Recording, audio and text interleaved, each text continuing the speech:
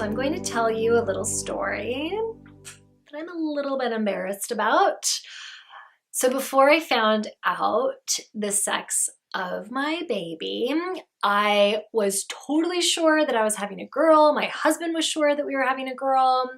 I picked out like outfits for her for his Christmas and beach day and birthday. I like thought about all the things we would do together, what I would teach her. I was like so embedded in the belief that I would have a girl, that at the 20-week ultrasound, no joke, the ultrasound tech, the first thing she said was like, "There's the turtle head." And there was like the balls and the penis. That's all you could see on the screen. It was like his little turtle head. You're having a boy. I had to bite down on the inside of my cheek to not cry, and not happy tears. I could not wrap my mind around the fact that it was not a girl. I was in total shock, in denial. I had spent 20 weeks, or maybe 18 or less, but a long time connecting to the idea of a girl. And I was devastated initially that that was not the case. I immediately felt disconnected from my baby. I was crying, I was mourning, and then the guilt hit. I felt like, okay, I still have a healthy baby inside of me, and I'm so sad that it's not the sex that I thought it would be. So guilty. And so I started to cry more, and then I was like guilty and sad, and it was awful. Once I kind of calmed down and I gained a little bit of perspective, I realized a few things. So the first being that even if I know the sex that my baby's going to be, I don't know the gender. If I had a girl, maybe she would have identified as a male. My little boy, he might identify as a woman, as a female. I don't know. I also don't know who this little person is going to be. Even if it was a girl, would she have like met my definition of what like girls do and what girls like and what I would have taught a girl? I mean, I finally realized, like, in so many ways, the sex of my baby really does not matter. It's not going to change how much I love this child, how I parent this child, what I teach this child. I mean, literally the only exceptions I could think of would be like, okay, with a girl, I would help her through her first menstrual period, her first menstrual cycle. Obviously, that's not going to happen with a boy. And with the boy, teaching him not to piss on the seat and putting the toilet seat down, it's like the only difference. Beyond that, like I'm still gonna try to teach him to be a good human, to be active, like all the same stuff I probably would have taught a girl, like with dating etiquette and all that kind of stuff. No difference between a boy and a girl. So that helped me a lot, actually. It helped give me perspective.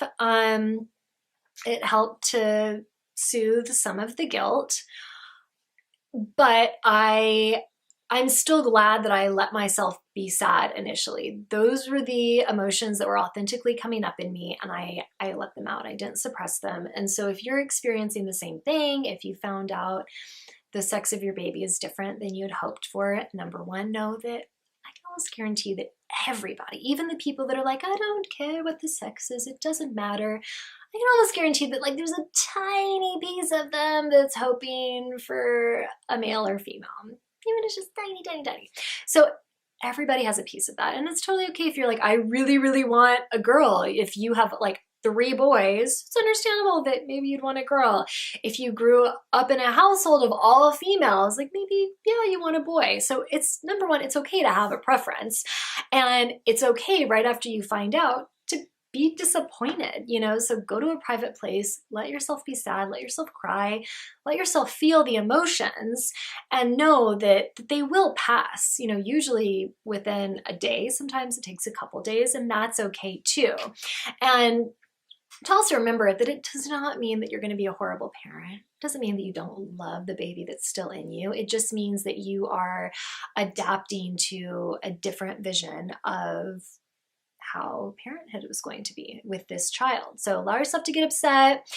And then to go back to that understanding that you are growing a unique human being. So as you know, I mentioned before, you have no idea who the baby is going to be or even what gender they choose. You know, and even if you're having the sex that you had hoped for, they probably would not have perfectly fit into the vision that you had for them. So we can just let go of all those expectations. And then the next thing is to explore the reasons why you wanted, you know, your baby to be male or female. Like write down all the special things you thought you would do together and then look at it with a new lens. And you'll probably realize, you know what, I can do all of these things with the baby that I'm having, again, with the exception of the menstrual period and then peeing on the seat thing. Like almost every other dream you had for your relationship with that child can still come true. You can also write a letter to your baby if you're feeling really guilty that you were sad that they were a certain sex. Write a letter to them, letting them know, like, I love you regardless of your sex, or whatever you want to say that will kind of heal that hurt that you feel. Go ahead and write that letter. You never have to give it to them. It can just be for you. And then know that your disappointment will fade, and know that there's not something wrong with you if it takes a little while. Maybe it even takes a couple weeks. Maybe it lasts until you actually give birth to the baby. But I can almost guarantee that when you hold your baby in your arms, you could care less what the sex of the baby is. You're just going to love that unique little individual so much your heart will ache. If you want to share a story about being disappointed about the sex of your baby, please let me know in the comments below. I would love to hear from you.